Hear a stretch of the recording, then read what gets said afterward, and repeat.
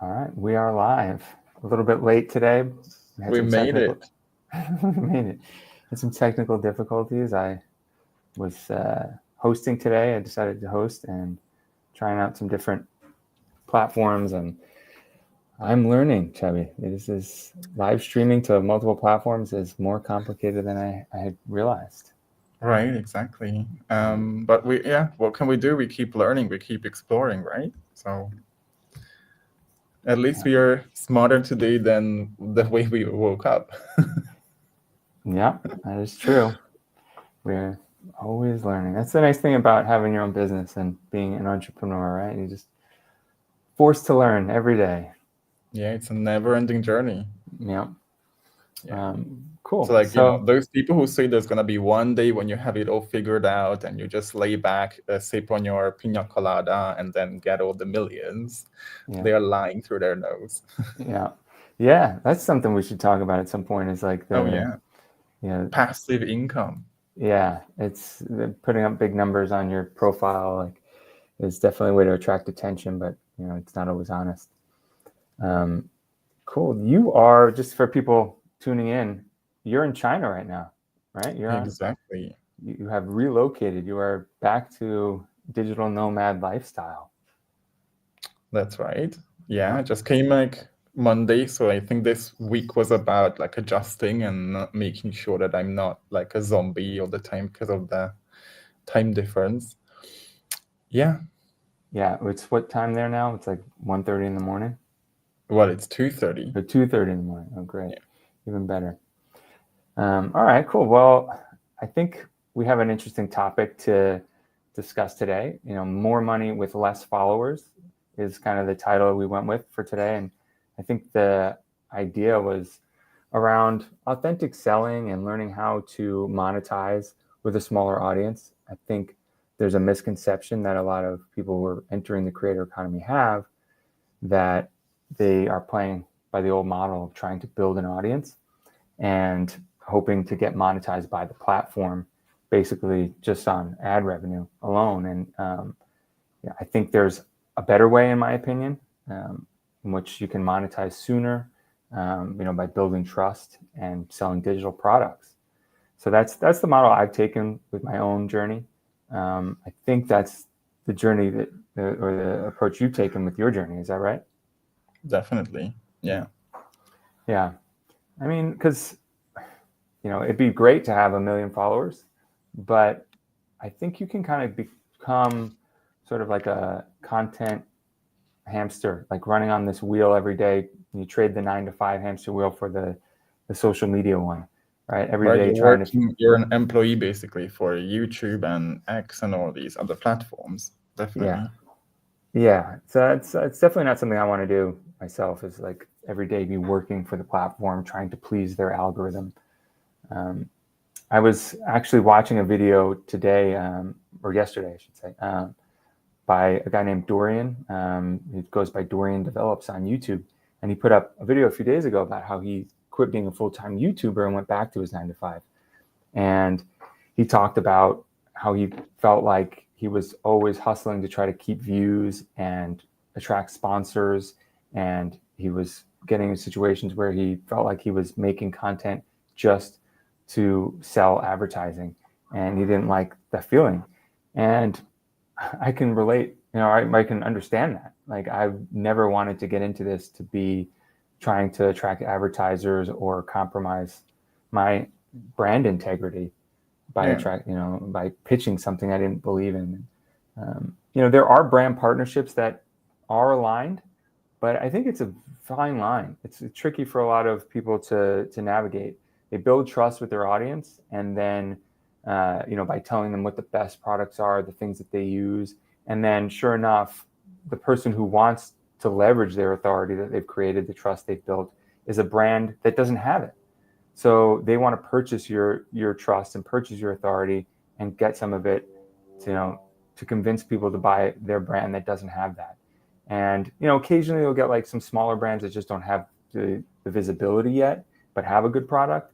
But a lot of times, the ones with the money are the big brands that have lost credibility and are trying to recapture it. So what ends up happening is the creator compromises their trust their brand integrity, they lose audience, and they're kind of left like, this, the brand moves on. They're just this like burned building that like the brand just goes from one creator to the next, leaving bodies in its wake.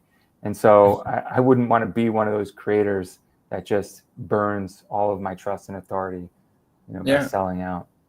Absolutely. That was definitely not the path that I wanted to take. Like I never even my first business, it has a YouTube channel. My goal was never like the ad revenue and all this stuff. So I feel like you could be a lot more strategic and then really focus on that niche product that is targeted, that is answering a few of the specific questions that there might also be a gap in the market for. And then basically on like all around how business works is that your revenue doesn't have to depend on the number of people you serve. Like you could literally have make 10K month with one person. If that's your business model, go ahead. And I think this is one switch that a lot of creators, like we talk a lot about this switch from the employee mindset to an entrepreneur mindset, need to make as well. And I'm not like encouraging people like to have start off with 10K high ticket offers, but practically you could do that. And I think that's the quote unquote beauty of running your own business. If you get to decide, oh, I'm so busy in the next coming months, so I'm just going to have one spot available for a 10K high ticket offer, then you could do that. Yeah. And I think a lot of people will leave a lot of money on the table because they either create way too generalized content, because I'm super into and all about specific problems, try to create that, find that gap in the market as well, where there is need for specific answers, solutions, and you could build a business off of basically using your content to build demand for all your products.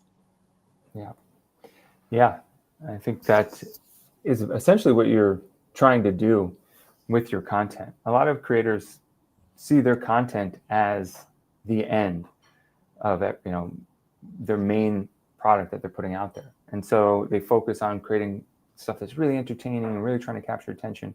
But when you have a product and the content is essentially a funnel to your product, it's leading people to that destination, which is the product that delivers a transformation, then it's less about the content. It's more about the product, and you create content around that product. I think it gets easier to create content too once you know where you're leading someone. It's like telling a story. When you know the end of the story, here's where I'm starting, and I'm going to tell a story to get there. But yeah, I think a lot of people they don't know where they're going with their content. They have no end destination. They're just kind of scrambling to create content that attracts attention. And they jump from one fad, one trend to the next because they're just trying to ride one wave after another. They're like, some surfer out there just scrambling back and forth trying to catch one wave after another and end up missing, most of them. Yeah, I just talked about this in one of my videos today, like how many people just keep rambling. They show up and they just say, oh, I'm just like here to, social media is about self-expression, so I'm here, I'm just gonna keep on. But we've got to realize what their audience is. It's a complete stranger coming across your video who doesn't know you. They don't know that you're even an authority, that you have years of experience, that you can bring them results. We need to speak to that audience in a different way from, for example, a paid client who already built that trust with you. They already paid. And I think it's a huge part of what lots of creators miss out on. Yeah. But that's why we're talking about it. We're trying to educate people that there is a better way to do this. And you can monetize sooner. You can replace your income faster. And you don't have to feel like you're now an employee for YouTube or Instagram or whatever platform is your platform of choice. Cool. So what else should we talk about here? Should we talk about recommended strategies for doing this?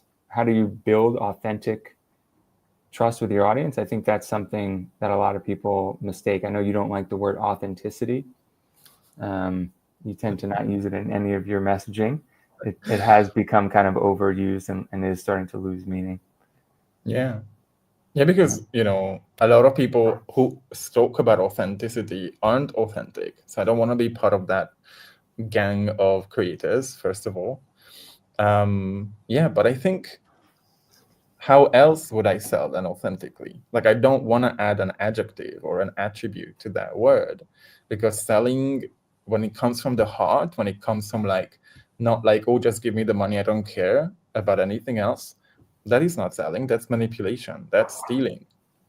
So I don't personally think that we even need an adjective before selling, because if you know that you build something and you keep building something that can give 10 times the value that you're charging, first of all, the guilt of charging someone is already gone. You don't need to worry about like taking people's money or something like that, something that I used to struggle with, like disbelief. And yeah, you get to make a real difference. You get to live into your purpose, which is something sometimes we talk about on our live series as well. And I think it's about understanding how the human mind works, and basically how a demand is created when, what sort of content we need to build that trust. So to me, everything is about trust. And the 3 types of trust that I always think and I teach my students to build strategically is 3 layers of trust, basically. They have to trust you as a person, which is what the authentic part is, I guess, for many people, that they show part of their lives, they are real. They share their stories, some vulnerable stories as well, just to show that they have real experience. They are real humans. The second type is a trust in your process, right? There are so many different products, so many different promises, offers out there that might promise something similar.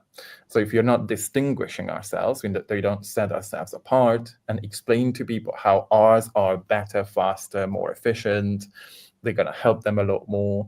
This is positioning. It's going to be hard to help someone see the real value of why they should be picking that offer. And the third one is, which is I think the most important, and so many people don't focus on this, is that people need to build trust with themselves. Because the last question they're going to ask is, yes, I absolutely trust Andrew. Yes, I love his fast 5-star creator method. I think that's what the method is called as well, right? Or just the program anyway. Mm-hmm. But I have insecurities. I don't think I'm cut out for this. I don't think I could pull it off. So what if I pay this amount and then I'm going to disappoint myself? That's one of the biggest types of trust that I don't think a lot of people think about when they create content. So how do we create content that also allows people to trust themselves, to remove all those fears, objections, anything that could come up that prevents the sale before they would even see that sale itself? So I look at content as, you don't sell your offer, so to speak, you sell the belief. You sell a belief that is aligned with the offer itself. And that is basically messaging. So if anyone wants to, basically the simplest way to explain it is create a superlative sentence, as in, my method, you can fill in the blanks, is the fastest, best, most powerful, most economical way to, and then get the result, right? So it could be like, magnetic messaging is the most efficient way to get to work with aligned followers that you love serving as a heart-centered coach. This will be my ultimate messaging sentence. So I'm not per se selling my stuff all the time in my content. I don't sell, so to speak, right? But I'm building a demand for this belief. So I'm speaking to any type of my content, or anything I say always goes back to that main superlative sentence and builds a case so that people who feel empowered to take on that belief, then, the next logical decision is to invest in my program. Yeah, I think that is important. People trusting themselves. And if you convey that belief to them, what it is, your philosophy and your approach to life, and they've been enrolled in that, I think they start to trust you, to trust themselves more. Yeah, because we've talked about this in other calls. Like I think, we've experienced rapid growth, through personal development, through online education, and I think that's why a lot of people become creators. They want to be living in that space and paying forward that transformation. So yeah, I know that's why I got into it. I want to help other people. That's why I teach. That's why I have a course and a program. So it's important to understand how to align your messaging with that, so people understand what it is you're offering, because that's another area. Communication, I think, is really the future. Like I think they're going to need to be teaching communication at a very much earlier age in life. As this next generation is raised, they're going to need to know how to put themselves out there online.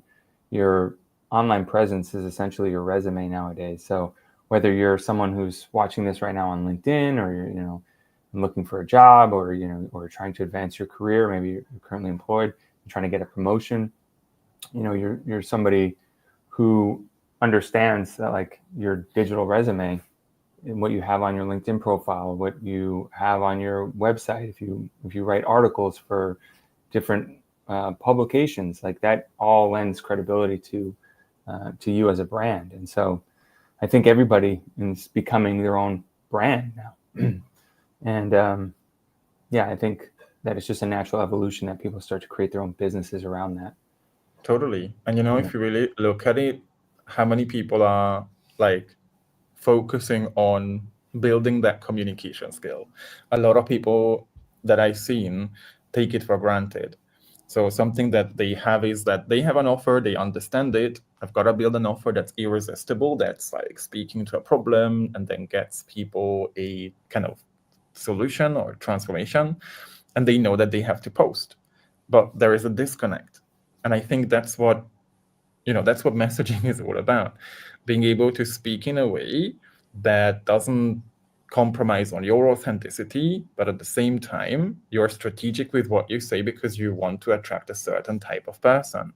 If I wanted to say, oh, it's such an easy way to do this, and it's only like $19 for my for a whole year, right? That will attract a certain type of person who just wants the easy stuff and who's okay paying a low ticket for like a year worth of support. So I think keeping in mind who we are actually speaking to, who we want to work with, is a very important thing to think about. And also where we say what we say. It's going to be different what I say in my free content, something that people come across scrolling on TikTok or YouTube Shorts, than what I'm going to say on my sales page, or than what I'm going to say on a webinar or in an email where I'm selling, because people are going to be at a different stage of awareness, different level of trust. So being strategic around how do I make sure that I speak to the person in a way that I know where they are at, so it's relevant, is super important. Because, and this is something I always want to make sure to drive this home, that it's not the most knowledgeable, the most experienced, the most passionate coach, mentor, or business owner who's going to make the most money or is going to build a sustainable business. It's the best marketer. Whether we like it or not, we live in a space where you can have a shitty offer, you can have zero experience, but if you're able to market yourself, you're going to be able to get the client. Whether, that's up to your karma, if that's okay with you and everything else. But what we want to focus on, and the reason we've got to be strategic with our communication, I think we both speak to people who are pretty much purpose-driven. They know that what they are building is something life-changing, life-altering. we've got to focus on the marketing. Whether you like it or not, you've got to market yourself, not just because of you. Because if you're truly purpose driven and vision driven and you want to make a difference in the world, you do this so that bad coaches don't burn people, so that more people don't get disappointed by bad offers simply because they got, they were sold something that they thought would help them and then they didn't get what they wanted. Yeah, I'm glad you touched upon that. I think a lot of people learn about sales psychology and think, oh, it's manipulative. Now, it's simple things like hooks, right? Like writing a good hook. Some people are like, oh, I don't want to get too like clickbaity with my, thumbnails on YouTube or my, my titles. And there's a lot of human psychology around effective titles, effective thumbnails, and things like that. And if you ignore those things, you're kind of just giving the advantage away to those bad players that you're talking about. I think if you have valuable content that you want people to see and you're aware of how to actually do it effectively to get them to click, I think you owe it to them, you owe it to yourself to ensure that they do click, to have that power available to you and to just ignore it and not use it, even though you're using it for good, would be, I think, neglectful. Yeah, I feel like it's so out of alignment when people say, oh, I just want to be authentic and I don't want to like fear-monger people, right? Using all these hooks.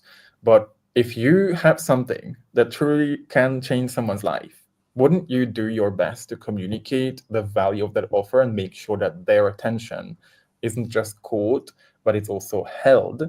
So they will get to the point in your content when you promote your stuff, because you could create the best content. You can build an amazing video full of useful advice, life-changing, breakthroughs. But if no one gets to see it, if no one gets to that point, then what's the point? Yeah. I did want to just pause and just make sure that people, whoever is watching, that we welcome comments. So if you have any questions or input you'd like to share, by all means, post a comment and we will bring it up on the screen here. You're also welcome to join if you are willing to get on video. We always welcome that as well. So Chubby, I think these are all important things that I think a lot of new creators need permission for the things that we're talking about.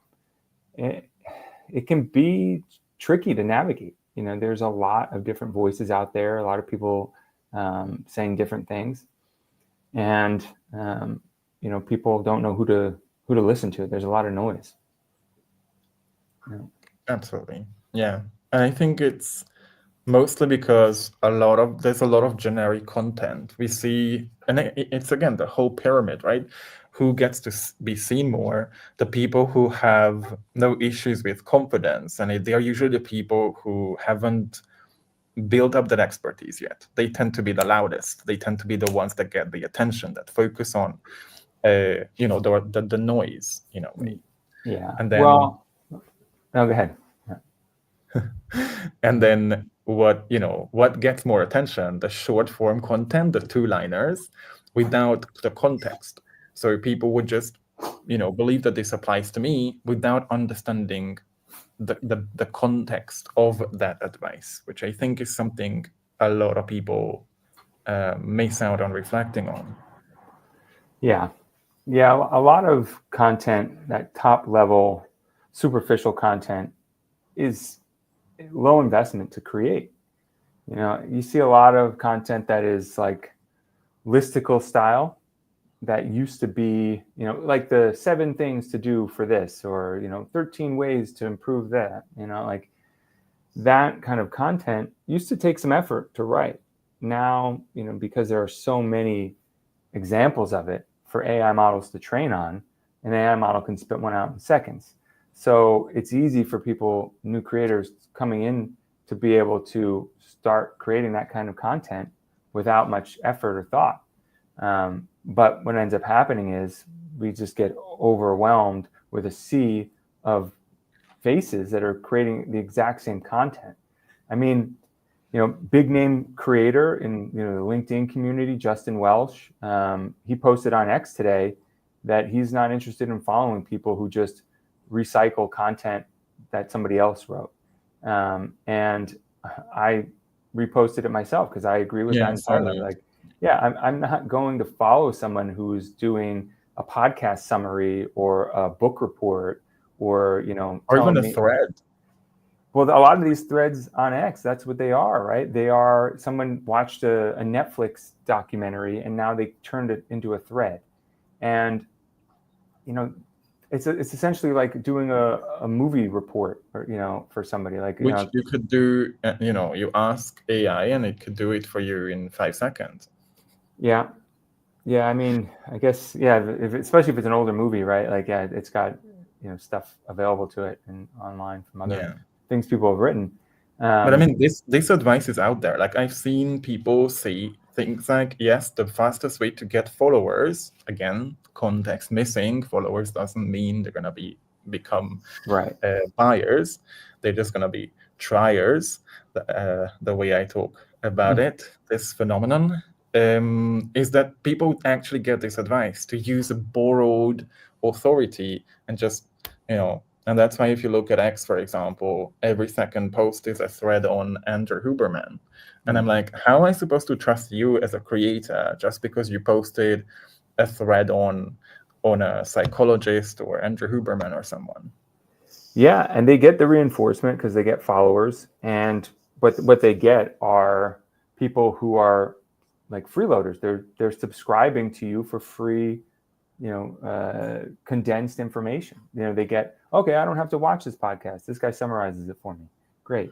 Like, they'll follow you for that reason, but they don't necessarily respect you. They don't necessarily see you as any type of authority. And one of the things that I encourage people to do is to get on video, get out there and do things like what we're doing right now. Like, most people, if AI is doing all your writing, if all of your content is AI generated, you can't speak to it when you get on camera. So I think that's how you, if you're the real deal, differentiate yourself from the rest, right? You get out there and say, I'm going live. Like, throw the questions to me. I mean, that's one of the reasons we're here. We're like, we want people to ask us questions because we know what we're talking about. We believe in what we're saying. And, it's just going to improve our ability to refine our messaging. Like, we'll get stronger. We'll make more connections with people. So, we'll see what else people need help with and everything else. I do feel like, going beyond just video and doing live, like meeting your audience live, whether it's online, like whether it's on social media or even like a weekly live session that you offer for free, like, let's just hang out together as a community. Because we're going to get to a point in a few years where a lot of lazy creators will just, upload themselves onto AI and then create short form, long form videos with an AI persona. So we won't know if that's a real person. That happened to me 2 days ago. I was looking at somebody. I'm like, I don't think this is a real person. It was like, I follow basketball people on X, like people post, NBA related stuff. And then there was an account that ran an ad, promoted a post, and it was like a young girl who was like talking about the NBA. And I was looking at it, I'm like, this is weird. Like, why is this girl talking about the NBA? Not your typical person. And then I went back to the content and she didn't exist up until like the last 3 posts. And I was like, okay, they created this AI persona and are now trying to grow the channel with this fake person. So there's going to be more of that. And you can't tell, like, if you look closely at some of the photos and stuff, you probably see like nuances where it's like, that doesn't quite look like the same person. It looks similar, but not exactly the same. But I'm hoping I think it's going to get better. Like, I'm sure that, AI is going to get to a point when it's going to be almost impossible to distinguish. Yeah. I'm hoping that there'll be more safeguards in place. Like, if you post on YouTube now, you're supposed to declare whether or not there's AI content in there. And I think users can report you if you don't self-declare that. I noticed on TikTok that if it has a filter on there, it flags the filter and it'll tell you exactly what filter the person used. These are things I think that are going to be important. People are now seeking some level of trust. They want to know what's real and what's fake. And it's a weird thing because people have complained for a long time, back in like the 90s, early 2000s, about magazines and airbrushing and like, the cheesy sales tactics of like late night infomercials. And then it's like you look at what people do now and it's worse. Like the individuals out there are worse than the corporations sometimes. Absolutely. It's like, the lack of integrity, it's sometimes disappointing. And, not to like sit on a high horse, but I think we could do better. Like there's so much opportunity for the internet and personal development. And I see that community growing every day. And I just want to encourage more creators who have good intentions to stick with it and to learn how to actually build a business as a personal brand. Because it's not just creating content. There's a lot more to it. And we need more people with good intentions. Yeah, absolutely. If you are all about, if you want to see a difference in the world, part of that is, and I always talk about this as well, right? To know that you have some expertise that people need, and then being able to communicate that value and then value your value enough. So you get to be the next role model of how someone who's living into their purpose as a good person can make money. So we don't have so much shame around, oh my God, I don't want to be rich because rich people are evil and they are using people and everything else. So I think, if you care about the world, and I'm going to call everybody out, it's your moral responsibility to get rich. Yeah. We need more people, like good alphas, right? Like with money. And I use this term good alpha and bad alpha. I don't know if everyone's familiar with that. It's not like alpha male, like, the alpha gorilla. There are people, in societies that are naturally leaders, right? And unfortunately, good alphas don't seek out leadership positions. They oftentimes are more independent. They like to sort of just handle their own business. And the bad alphas, the people who are very ego-driven, who like to control other people, that makes them feel better about themselves, they seek out those leadership positions. And it's not to say that all leaders are bad, but we have an imbalance of these bad alphas in leadership positions because they crave the power. So similar to what you're saying about money, I think the same applies to power. And some people will say Influence, money equals power, right? But like having influence, having power, having money, if you have good intentions, I think it's your responsibility to take on these leadership roles, to have influence, to put yourself out there. And that's the motivator for me. So I'm encouraging more and more people. Like I have some people have taken my course right now, and they're like, "Oh, hey, I want to take your course." But before they signed up, I want to take your course, but I have very similar product and messaging in my brand. Is it like, are you okay with that? They kind of think that I'm going to say like, no, you're going to be a competitor, but I'm like, no, absolutely, take my course because I want more people doing this, and I'm not like, oh, I need to be the only person talking about this. I'm already not. There are people talking about it, but and you cannot take on all the world as a client. Exactly. Right. I've got very, limited amount of time and, in a day. And, we need to create more aligned entrepreneurs or conscious creators, whatever term you like to use. And I think that's why we're hosting lives like this. We've had a bunch more people show up, and I don't know if you guys have heard me earlier, but if you have comments or questions, like we are all ears. So don't hesitate to submit a comment on any platform. Exactly. The only bad questions are the questions that you never ask. So here's your opportunity, everybody. Chubby, this is my first time hosting, so I'm going to see these comments.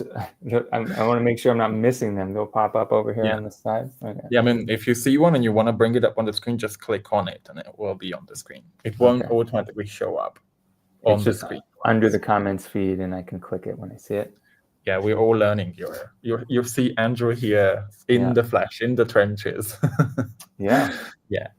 So what would you say to, like, can we break down someone who says, like, yeah, like, I'm purpose driven and I'm here to, like, make a difference, and I do create content and I do have an offer.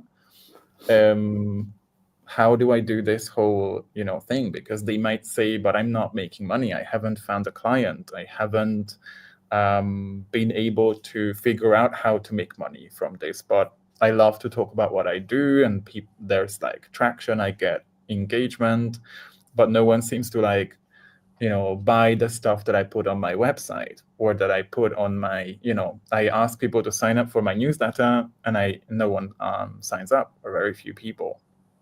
Yeah. Just to speak to the newsletter aspect of it, the newsletter is challenging. And I think a lot of people think just because I create content that people are going to want to consume it. And there's just a lot of voices out there. There's a lot of competition. And I think people's inboxes are overwhelmed. It's hard to get people to sign up. You talk about this. Like, if you had a YouTube channel 15 years ago, like, you were an instant authority. You didn't have to do anything. It's like, this guy's on YouTube. And now it's like everybody and their cousin has a podcast, so there's now a more democratized platform, but it's harder to sort of rise above the noise.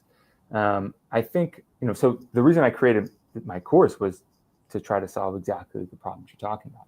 And what I find with my students is that we build each week, like, establishing authority, understanding how to, like, craft high value content, how to get visibility for that content.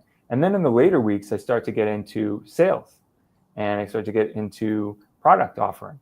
And students kind of freeze up a little bit oftentimes because they haven't really decided what it is they want to sell.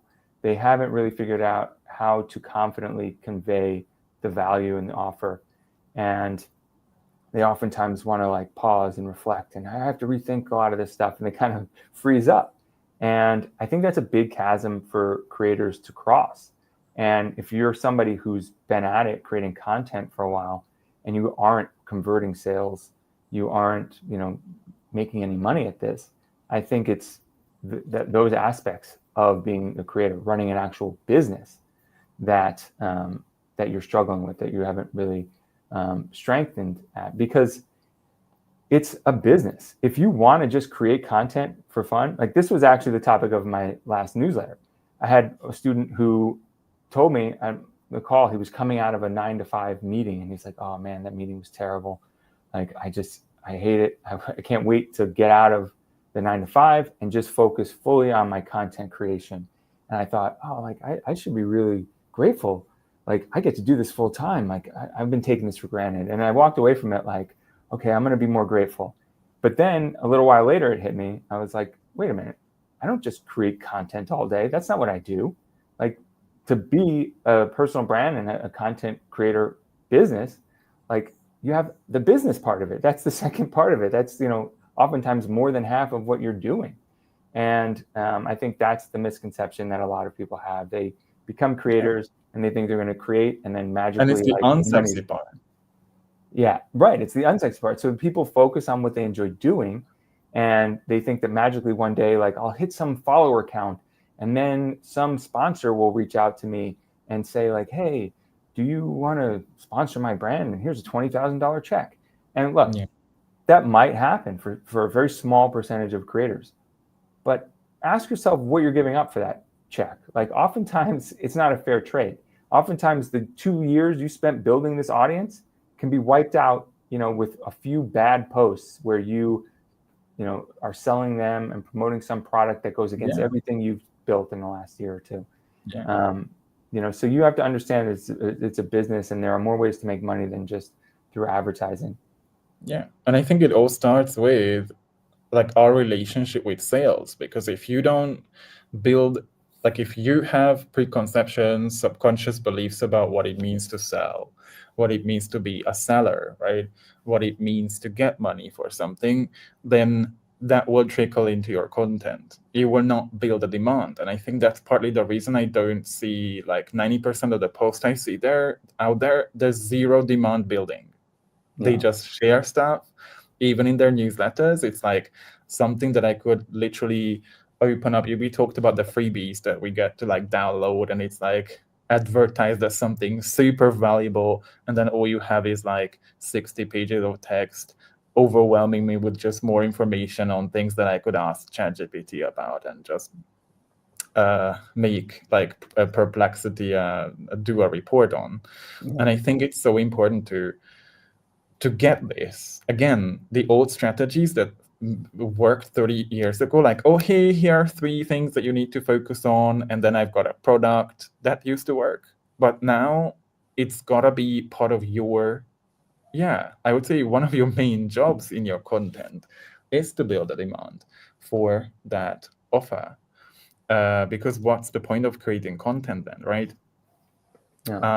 But what I was gonna say is that for those people who are like, but I don't want to like sell, like I'm not creating content to constantly like plug my offer all the time. There are many ways you could do that. You can actually sell without ever talking about the solution per se directly. And part of that is what I talked about before. To speak to that belief, someone needs to step into. And then the next logical step is to invest in your stuff. And that's what we call subconscious communication. Yeah. I'm not talking about here's my best product and you should buy it, but I'm talking about why X's product, well, not X's, why certain types of products don't help you as much, why only focusing on like a course that just gets videos and has worksheets doesn't help you because it doesn't change any of your beliefs, or how, I don't know, only focusing on short form video but no other is not going to help. So by discrediting all the other options that people could consider, I'm already building a demand for mine without ever mentioning that mine, it has all of these things. Right. And I think this is what we need to lean into more, how to subconsciously communicate so that your stuff is, they arrive at that conclusion that your stuff is what they need. Yeah. Yeah. I think, I talked to some creators or people who tried being creators and gave up. When I talk to people in the real world and kind of talk about what I'm doing, a lot of times I hear, oh yeah, I tried to build an audience for a little while and I gave up at it. Or I tried for a year and I didn't make any money. And then the next question I asked them was like, well, what products were you selling? And they're like, oh, I never had a product. And it's like, well, then how did you expect to make any money? Where was the money going to come from? And so I think people might not be comfortable selling. That's fine. Stay in your 9 to 5. I mean, maybe you're better suited for that. Maybe content creation is just a hobby for you, and you can just create it whenever you feel like it. You maybe get a few new followers every year, and that's enough for you, and that's fine. But if you want to actually make it a business, if you want to have it be a full-time deal, you need money to support yourself. You want to grow the business, you need money to do that, to reinvest into the business, like any business. So I think you have to accept the fact that if it is to be a business, if it is to be your full-time thing, you need revenue. You need to generate that revenue, and that comes through sales. A lot of people coming out of 9 to 5, myself included, don't like the idea of sales. They sit behind this corporate shell, or whatever you want to call it, this walled garden of people who work in a company and don't deal with sales. But that sales team there's always a sales team for that company. They're out there grinding, working, trying to get money. And that money that funnels in goes to pay the people that are working within that office, right? So you're benefiting from someone selling. So whether you want to have a degree of separation between yourself and the sales, fine. but don't like sit on a high horse and think like you're better than salespeople, because they're the ones generating revenue that goes to your paycheck. So Totally. if you want to run your own business, you got to wear both hats and just own that. And it's about redefining what selling means, because for a lot of these corporations, right, the cold calls that we get, or the cold emails and everything else, is a completely different way of selling or definition of selling than what I teach to my students in messaging. Selling doesn't have to be like forcing people, manipulating people, using like dark psychology, right? Or even convincing someone to buy your stuff, which is many times what we see, this typical, the car salesman who is like, look, we look at that as an example of like, yeah, I don't want to be like that. You don't have to. When you come from the heart and like you build that product that then will provide multiples of the value that you're charging for, then promoting that is the next logical thing. So we want to get clear on like what is selling itself, right? And I think that's when we can focus on what the title is about, how you make more money with less followers when you focus on the selling part. So we want to talk a bit about that. Yeah, I mean, sorry, I was just checking something. So you're saying we focus more on, you mind just repeating that last part for me? I apologize. Now you get to experience what it's like to be a host. It's hard to do multiple things. Yeah. That's right. Yeah. So I was just saying how we can rewire our beliefs around what selling means, so we don't identify with like, yeah, if I'm selling, I'm taking money from people, I'm forcing people to pay, or like I have to convince anybody. So how can we lean into sales or selling that comes from the heart, that comes from a more empowering belief system, rather than looking at it as that convincing, forced type of selling?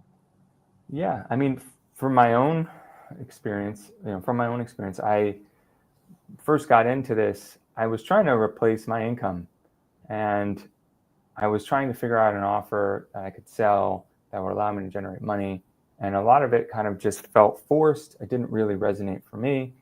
And once I shifted my focus off of myself and wanting to help other people, it just felt a lot more aligned for me, a lot more authentic. A lot of the pressure was lifted off of me, because it wasn't just about serving myself.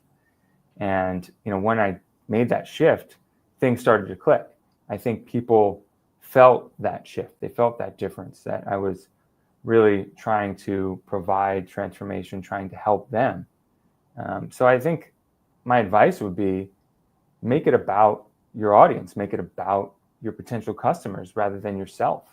Rather than thinking of it and having this mindset of, how can I enrich myself? How can I enrich my audience? How can I enrich my customers?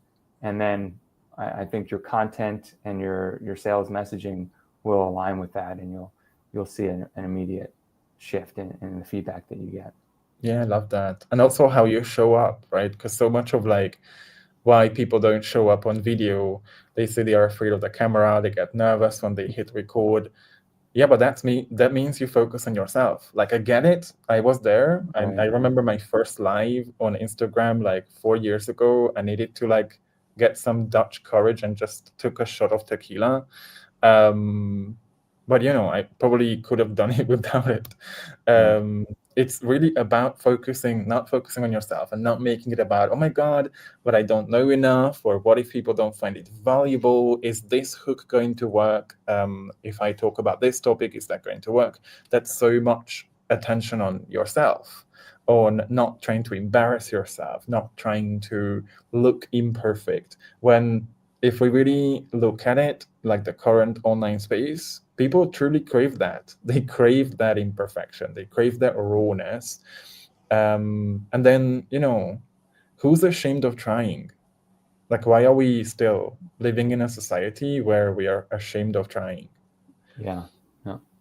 There's a big shift in the conversation about like failure, right? That's been going on for probably the last like 10, 15 years, where we're reframing failure as a sort of stepping stone towards success. I think there's a lot of people saying that, and it's funny. People kind of see this new messaging strategy, and then everybody kind of runs over to it, and then it gets kind of loses its meaning. Similar to authenticity, right? Failure, authenticity. Those are two like big pillars of the online like personal development space, and they start to lose their meaning for people after a while, because it's like, how many times can you hear somebody say like failure is just a stepping stone to future success, right? It falls flat after a while. Yeah, but then if you look at it, how many people are actually willing to fail? Like, how much of that information is trickling into people's behavior? Yeah, I to add to that is, most of the time the people who are saying this like are very polished, like in their presentation. And I'm not saying like you should go out there and like look like a slob, but you don't have to like protect yourself, be so guarded. Like, you're seeing more people like, or less people use filters and things like that. You're seeing, people actually being willing to present themselves as they are, rather than this sort of refined, curated version of themselves. And that, I think people got a little sick of that, and now there's that backlash. Like you said, people are seeking those candid moments, feeling like they're really connecting with the person they follow, rather than just some curated version of them. I did want to add, we have to keep having people show up, so I wanted to say, if you have any comments, like, we are all ears, and whatever platform you're on, just type it in. We are here to answer any questions, or just hear your thoughts on the matter. So, and you can be the first one. We're not in high school. Yeah. Nobody ever wants to be the first one to comment, but when somebody breaks the ice, the other comments start to come in. But yeah, we're at 52 minutes now. I think we want to try to keep these to an hour. So, if you do have questions, now is a good time to submit them. There won't be much more time after that.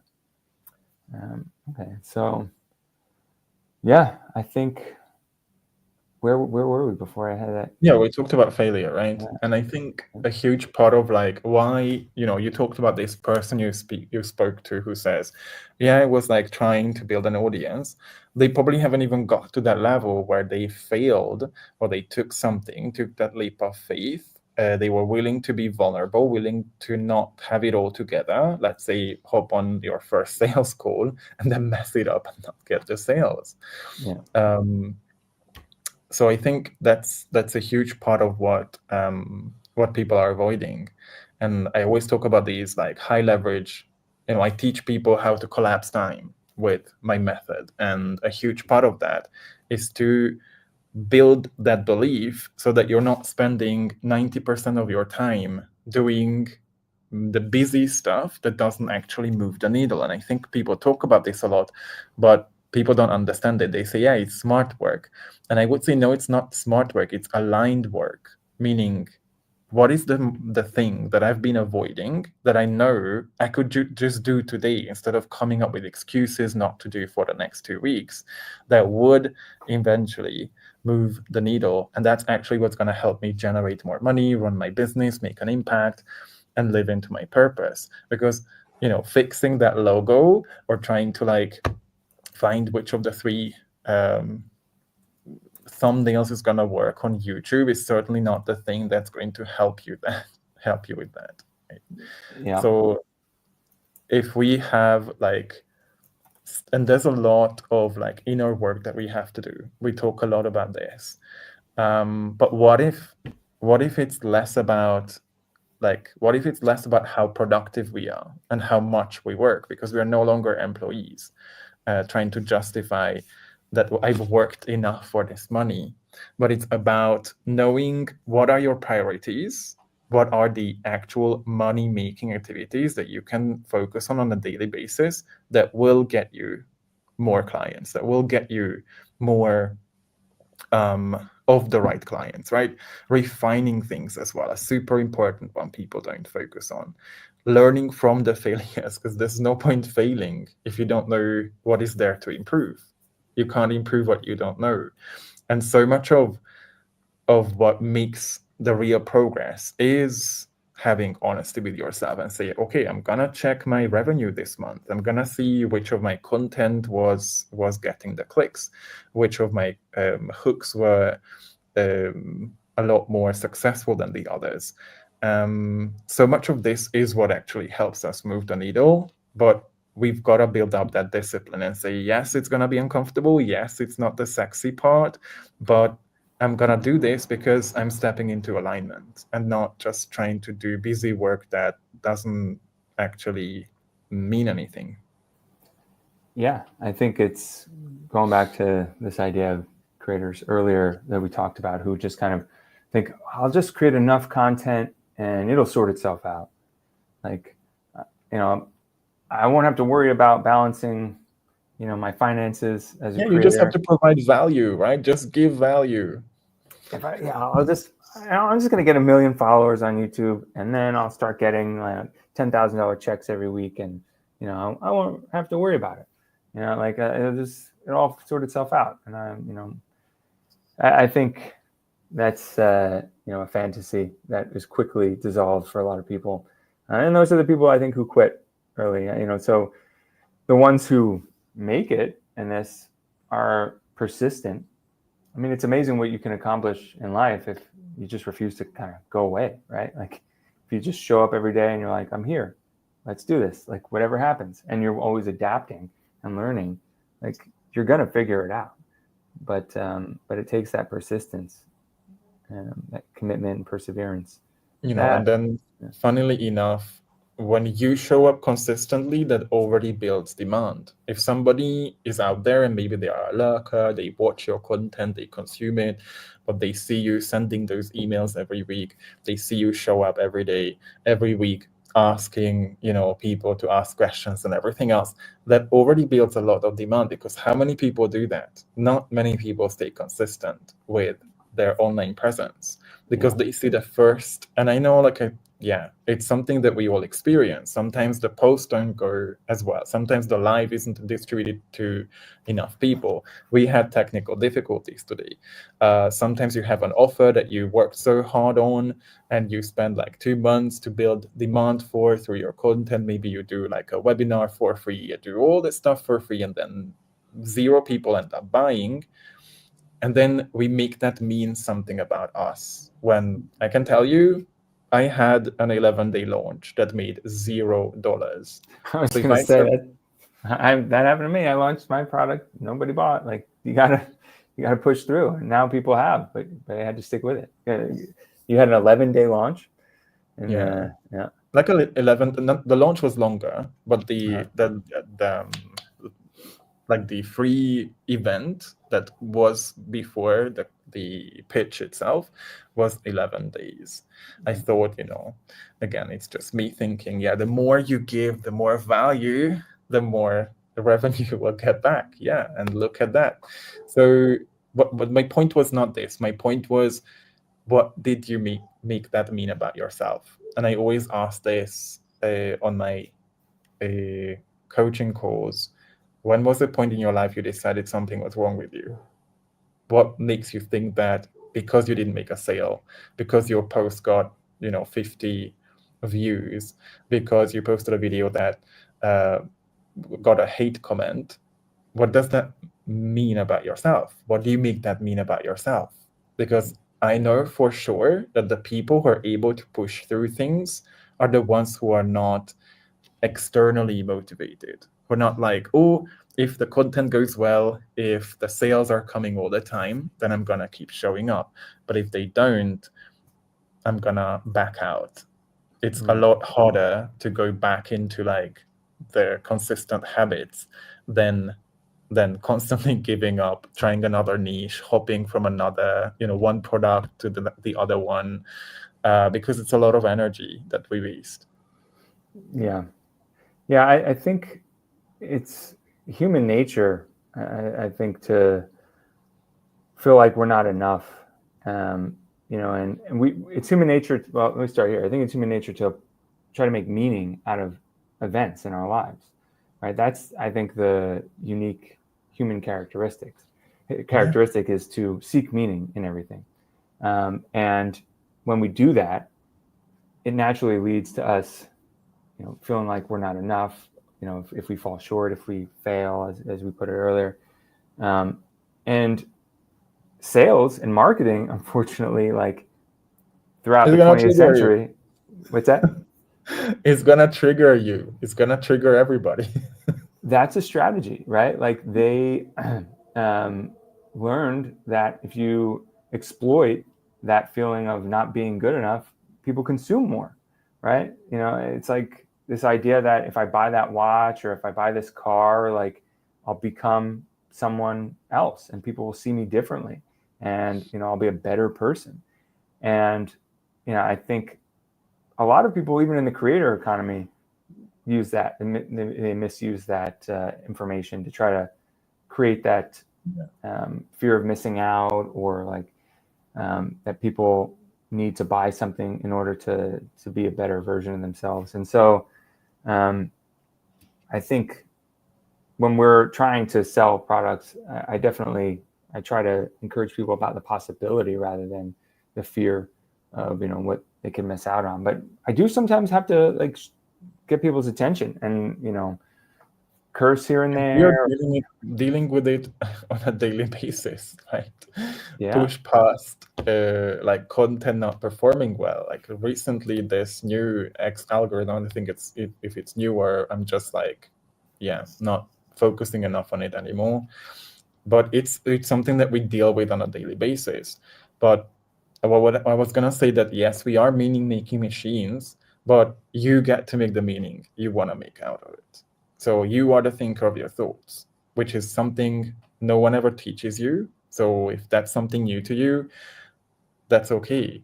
But you could learn to interpret things in your business, just like in your life, in ways that are more empowering, and you don't use it as a reflection of your incapabilities or I would say it's never a question of inadequacy or incapability.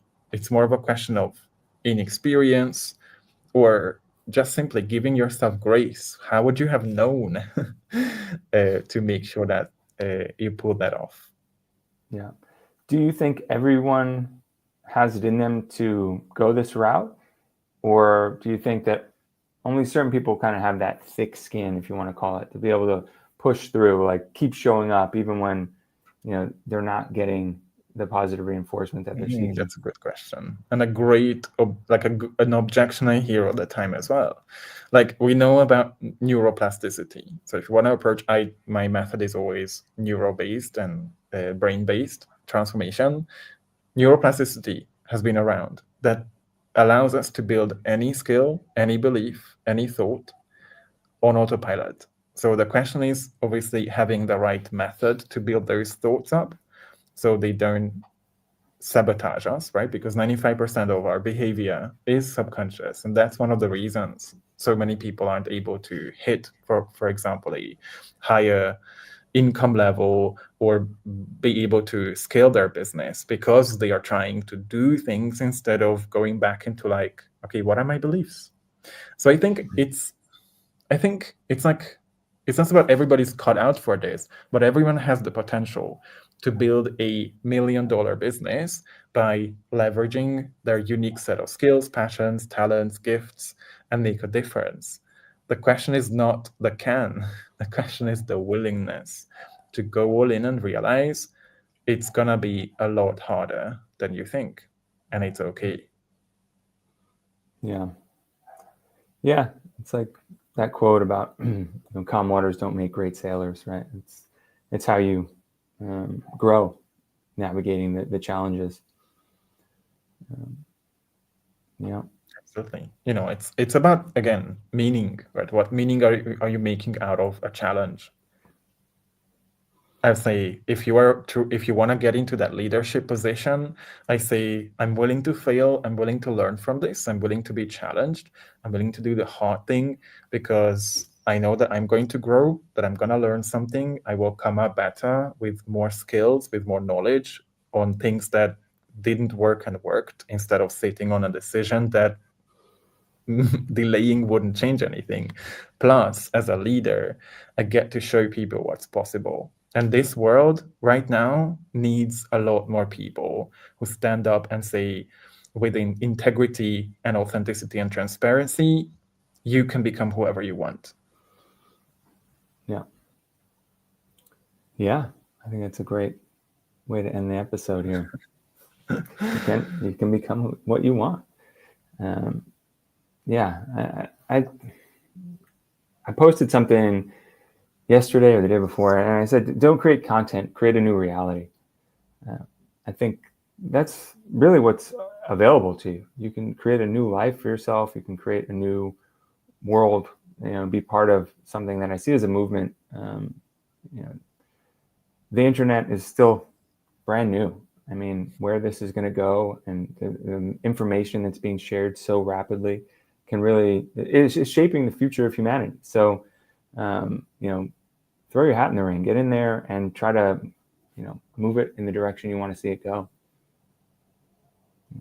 And no pressure. I think that's the most important. Yeah.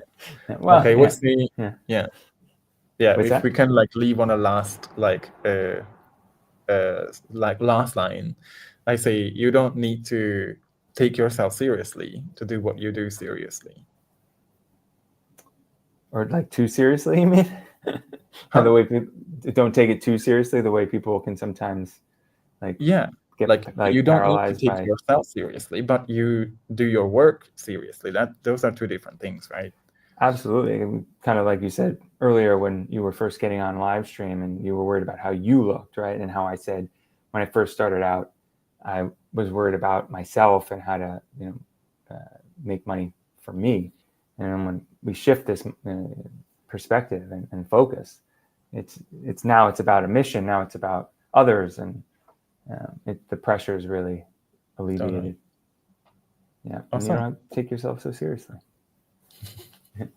All right, nice. Cool. So loved being hosted by you, being on a live where you get to be in the trenches. Yeah, you got to just coast this time and sit back. Yeah. So. And this is a live, a weekly series. So if anybody's just joining us this week, we're gonna be hopefully as punctual as we can around the time that we usually start. So make sure that you check out either Andrew's or my page, and you're gonna see our next live one when it's going to go live. Yeah, we typically do it every Friday around 11 a.m. Pacific time. So we're shifting between streaming platforms right now and just trying to figure all that out. So that's why we've been running into technical difficulties. But hopefully, like Chubby said, we will be as punctual as possible. And we're committed to showing up every week. All right. Well, thank you for joining. We have a bunch of people here now, but we will sign off, and you can watch the replay on YouTube or X. All right. Thanks so much, Andrew. Thanks, Chevy.